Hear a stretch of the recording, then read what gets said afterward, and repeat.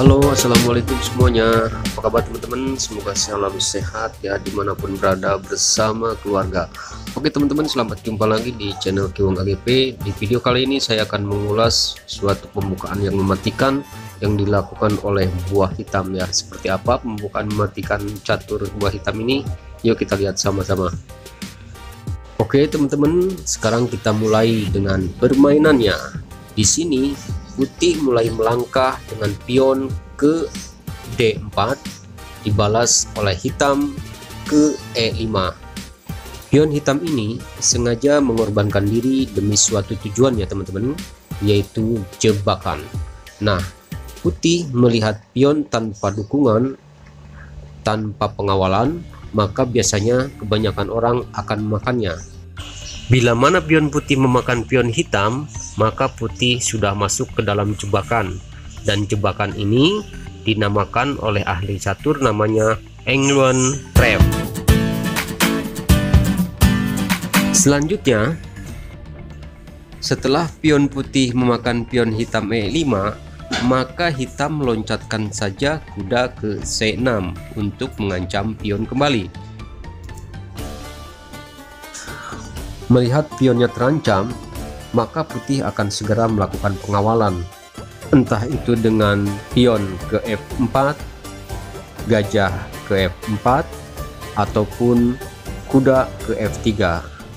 Namun di sini, apabila putih melakukan pengawalan oleh pion ke F4, dia tidak akan melakukannya karena jalur raja diagonal akan terbuka.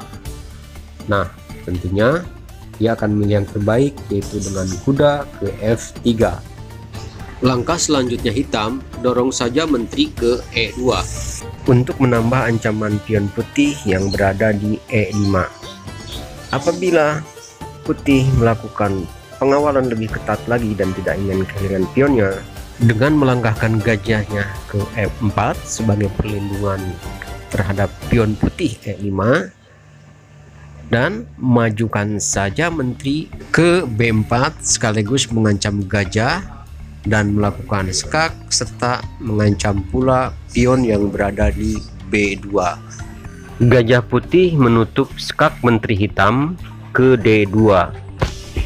Menteri memakan pion B2 sekaligus mengancam benteng yang masih berada di pojok. Apabila gajah putih mengancam menteri ke C3, hitam meluncurkan saja gajahnya ke B4. Gajah putih pun tidak bisa memakan menteri karena sudah terpaku oleh gajah hitam B4. Apabila menteri putih ke D2 untuk membacking gajahnya di C3, maka pukul saja gajah putih oleh gajah hitam dan langsung stare skak. Apabila kuda putih memakan gajah, maka menteri akan mendapatkan benteng gratis dari pojok A1. Langsung skak. Kuda menutupnya, maka makan saja pion yang berada di E5 oleh kuda hitam. Kuda hitam dimakan lagi oleh kuda putih dan menteri memakan kuda putih E5. Nah, teman-teman, di sini jelas ya, putih menang posisi dan menang perwira, dan kemungkinan besar akan memenangkan pertandingan pula. Oke teman-teman, sekarang kita kembali ke posisi di mana gajah hitam sedang melakukan stare skak setelah memakan gajah putih C3. Jika menteri putih memukulnya kembali, di sini adalah suatu kemenangan besar buat hitam dengan memajukan menteri satu petak ke C1 dan langsung skak mat. Nah, itu dia ya teman-teman.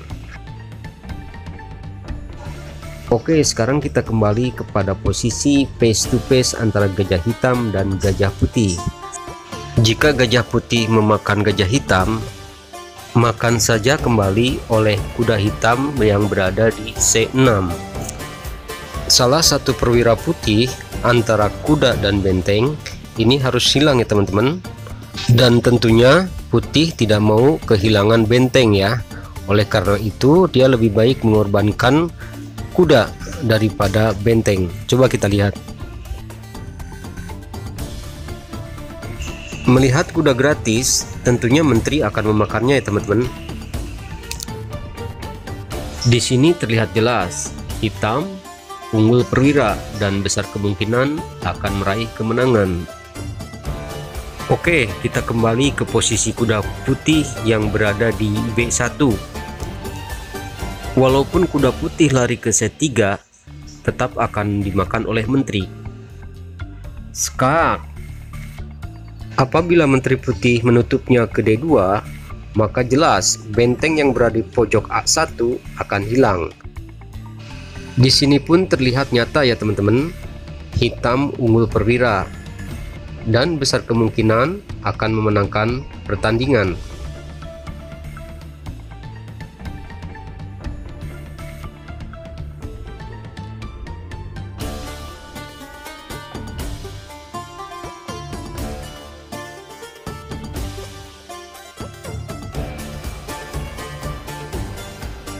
Oke teman-teman, sekarang kita kembali ke posisi semula, di mana kuda putih berada di B1 yang harus menyelamatkan benteng yang berada di pojok A1.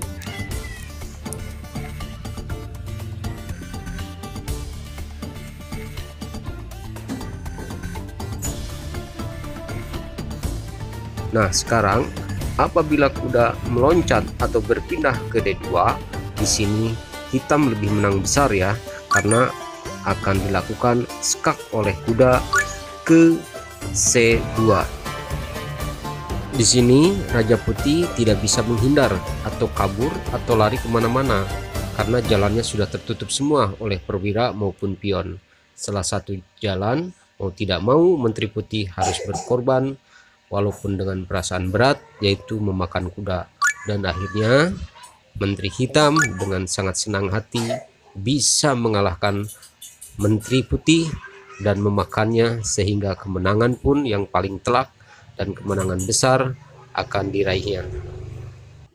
Oke teman-teman, sekarang kita kembali ke posisi semula, di mana kuda putih yang berada di B1 harus melindungi benteng yang berada di pojok A1. Nah, kuda ini harus pindah ke A3 ataupun ke C3. Sekarang kita lihat, kalau seandainya kuda putih yang berada di B1 ke A3, maka makan saja oleh menteri, langsung skak. Apabila kuda F3 menutupnya, maka di sini terlihat hitam akan sangat gembira ya teman-teman, karena kuda akan memakan pion yang berada di C2 dan langsung skak benteng. Dan di sini raja pun tidak bisa kabur, lari, atau berpindah kemana-mana ya teman-teman, karena posisi kotak-kotaknya yang di sampingnya sudah ditutup oleh menteri, perwira, serta pion.